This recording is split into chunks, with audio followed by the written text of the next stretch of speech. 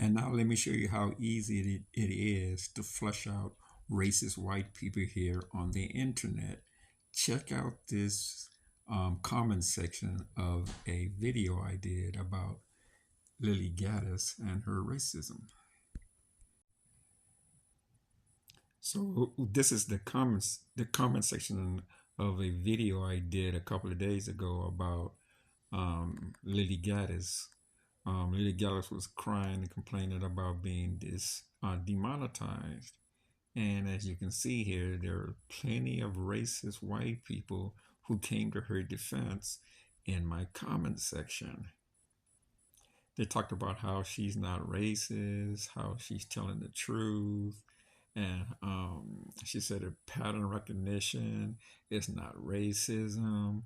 All of these things to defend this blonde-haired, blue-eyed, white racist woman. Here we go. Here I'm racist. I love Lilly. Well, of course you're racist. I know that. I can see that. And every other person on here, these white people in here in this comment section, are all racist. They all support Lilly Gaddis. I mean, it just is what it is.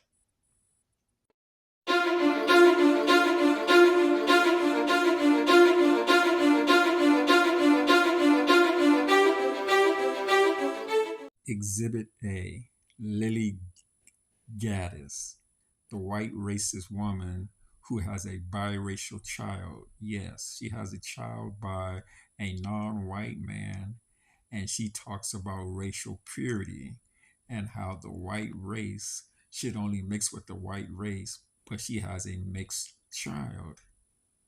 Remember what I told you guys, that white women are the first teachers of racism. Backstory: she went on a date with a biracial man who's half black, half white. And I'm going to just let you know what happened by letting her tell you. The weirdest dating stories from Chicago was going on a date with a light-skinned black man who was incredibly racist towards black people. And when I say racist, I mean like I could have been on a date with a KKK member, knowing damn well this man had darker skin. This man was raised by a white mom who would not let him get protective styles because it, quote, looked too ethnic. And she also had Americana decor, which is basically just like black people as decorations around her house. Fucking nightmare fuel. We're on this date and he looks around and he goes, yeah, we don't want to be here too late. There's some really seedy people around here. And I looked at him with my jaw just completely dropped. It was almost entirely black people at this event, which just was a complete coincidence. But it was my first time being on a date with somebody who was racist and was a person of color. So I was like, I don't agree. I feel safe. Like, I don't know why you would say something like that. And then he just started to get mad at me for like not seeing the true danger of the situation. The entire situation was really bizarre and I ended up obviously not texting him again. But point being, white moms of mixed kids are really fucking these people up. Like, this is really sad for them to grow up with that sort of hatred of their own skin. Taking pride in their heritage, that's what I hope to achieve on my channel. Nonetheless, it's interesting to see this trajectory of experience for her where it's almost as if she's touching the stove and is now, after being burned, stepping back, but also, trying to restructure how to smuggle these ideas in and create influence and really try to separate the difference between men and women and the role women should be playing in her movement. And for those who are questioning why this is worth our time, it is important for us to understand and what they're trying to do with their movements. In the past, when we wrote MAGA off, we ended up seeing outcomes that we never anticipated. We need to do better. So I want to tap into more of my feminine side. I want to tap into more of other things that interest me. And I want to take the political cause and bring it to the culture. I can't change politics, but I can change culture.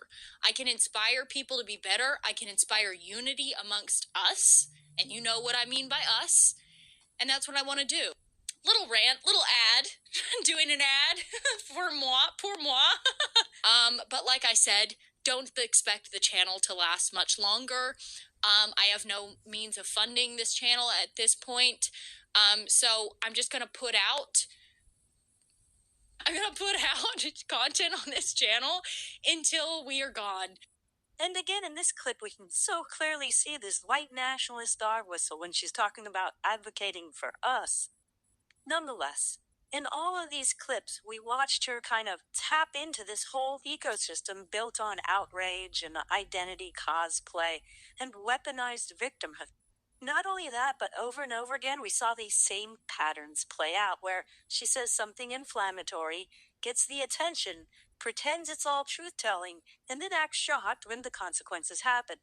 We saw this when she was on the Candace interview talking about the outcome of what she said in that first viral video.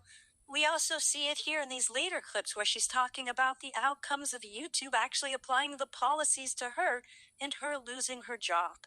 And the way things are evolving, it really feels like racism is no longer subtle. It's no longer coded.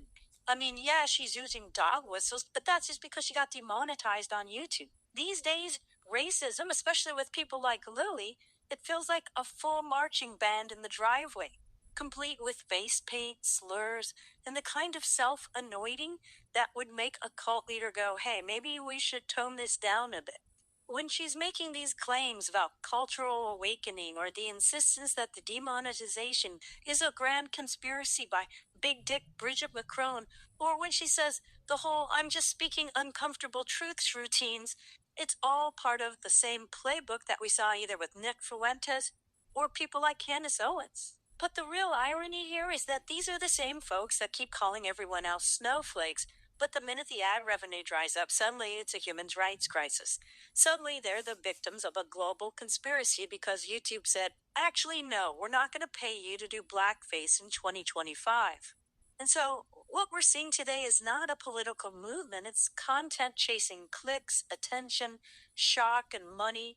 And when you build your whole identity on pushing boundaries for applause, you eventually will run out of boundaries.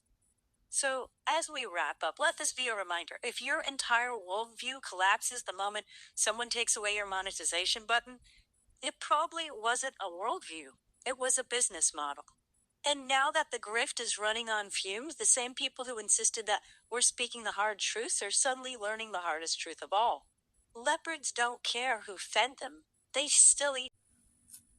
Why would you want to support a white racist? Because I want to support free speech, and you cannot have free speech in a country. No, that's fine. You can support free speech, but you also have to be accountable for what you say. Would you use the N-word out of interest? Yes. You would? I do, quite frequently. You use the N-word quite frequently. Well, why? Other than the fact you're a despicable racist. Are you? Some would say I am. I guess according to the ADL, I'm a white supremacist. I'm a neo-Nazi. Yeah, well, if you use the N-word repeatedly, you are a racist, then, are you? Sure, I'll embrace that. If that means forwarding, helping white people achieve freedom of speech, real freedom of speech, which, by the way, Shiloh Hendricks is being attacked on all fronts. They're trying to bring legal charges against her. They're trying to get her children taken away. So you were saying Carmelo Anthony, it doesn't matter. That's a different. Sorry, but just to be clear, you just said to me you use the N-word regularly. In what context? Do you use it with black people?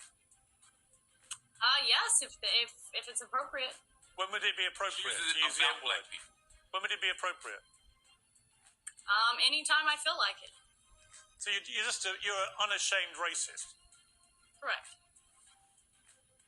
Well, do you understand that makes you a despicable human being?